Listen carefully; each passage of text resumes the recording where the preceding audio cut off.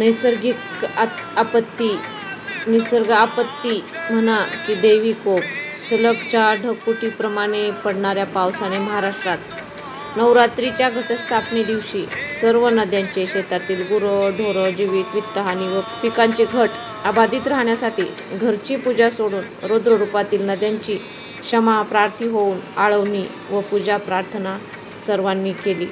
वर्षा ऋतू अशी बरसली. शेतकऱ्यांची या वर्षीची दसरा दिवाळी नाराज झाली.